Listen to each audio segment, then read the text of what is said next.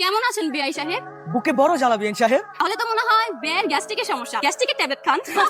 এ ব্যথা ট্যাবলেটে যাবে না বেন সাহেব, আপনার হাতে ঠান্ডা শরবত খেলে এ ব্যথা এমনিতেই চলে যাবে বেন সাহেব। আগে আপনাদের সাথে আমাদের দেনা পাওনার হিসাবটা ফাইনাল করি, তারপর না হয় শরবত খাবেন। সমস্যা নেই, আমরা হচ্ছে দিলওয়ালা বংশের মানুষ, মানুষের মনে কিভাবে জায়গা করে নিতে হয় আমরা খুব ভালো করে জানি। শরবতটাকে খাওয়ান, তারপরে যত টাকা চাবেন তত টাকাই দিব। ঠিক আছে, দেখা যাবে বিআইরা কত বড় দিলওয়ালা। এই নেন শর্ট, এখন বলুন আপনাদের গেটের ভাড়া কত? লক্ষ টাকা।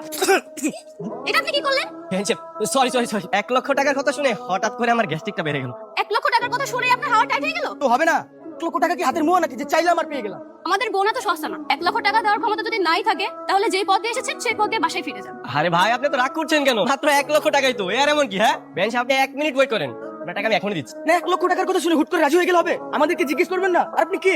আমাদের আত্মীয় স্বজনের মধ্যে তো কেউ না। আরে আত্মীয় না তো কি হয়েছে? হ্যাঁ আত্মীয় হইতে তো আর বেশিক্ষণ লাগবে না। শুনেন, এই যে আমার কাছে 1 লক্ষ টাকা নকল টাকা আছে, সব হচ্ছে শুটিং এর টাকা।